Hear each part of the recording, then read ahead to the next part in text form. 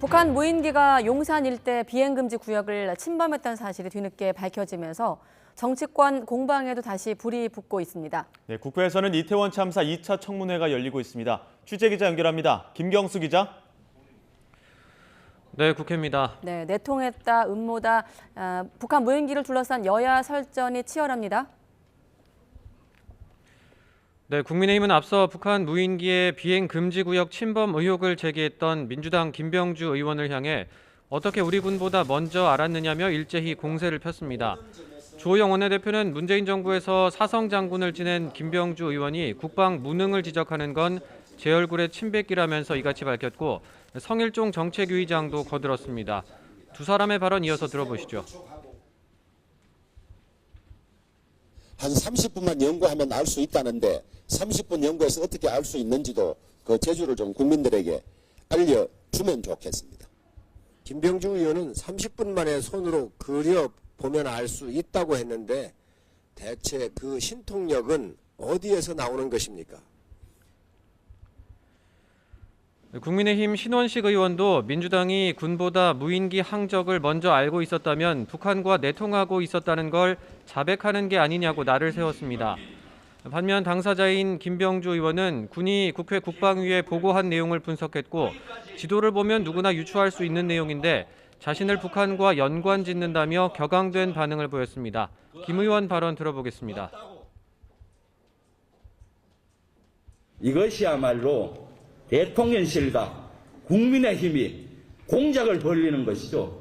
국가에 헌신한 39년 동안 헌신한 저가 공산당과 북한과 연계가 되어 있다니요. 참으로 속아 웃을 일입니다.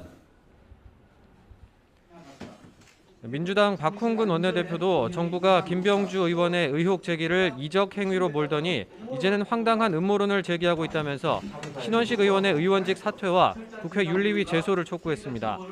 이재명 대표는 정부가 경계와 작전에 실패해놓고 국민을 상대로 거짓말까지 한 초대형 안보 참사라며 국정 운영 쇄신을 요구했습니다. 직접 들어보시죠. 무능한 아군이 적군보다 더 무섭다 이런 말이 있다고 합니다. 충격적인 안보 참사를 거짓말로 덮으려고 했던 군 수뇌부에 대해서 응분의 책임을 물어야 될 것입니다. 네, 그리고 국회에선 이태원 참사 국정조사 2차 청문회가 열리고 있습니다. 오늘은 어떻습니까? 네, 오전 질의를 마치고 정회했던 2차 청문회는 오후 2시 반부터 다시 이어지고 있습니다. 이상민 행정안전부 장관과 오세훈 서울시장 그리고 업무상 과실치사상 혐의로 구속된 박희영 용산구청장 등이 증인으로 출석했습니다. 야당 의원들은 앞서 이상민 장관이 유가족 명단을 받은 적 없다는 위증을 했다며 사퇴를 촉구했고 여당 의원들은 청문회를 정쟁으로 몰아가선 안 된다며 엄호했는데요. 여야 의원들의 발언 들어보겠습니다.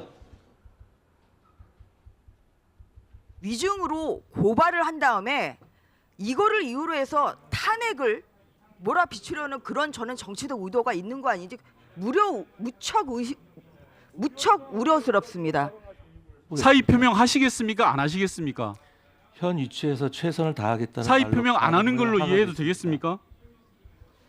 사의 표명 안 하는 걸로 이해해도 되겠습니까? 현 위치에서 최선을 다하겠다는 말씀만 드리겠습니다. 그게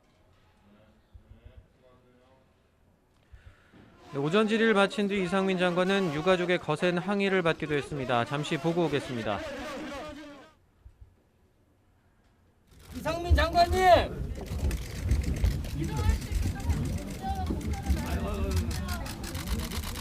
당신도 사람이잖아! 우리 죄는 중국에 대해서 한마디 해야 되잖아! 네, 앞서 오후 2시에 열린 본회의에서는 이태원 참사 국정조사 기간을 오는 17일까지 열흘 늘리는 안건이 통과됐습니다. 한편 민주당은 1월 임시국회 소집 요구서를 조금 전에 단독으로 제출을 했습니다. 국민의힘은 곧바로 또 임시국회를 여는 건 국회의원 불체포 특권 유지를 위해서라며 반발하고 있습니다. 지금까지 국회에서 전해드렸습니다.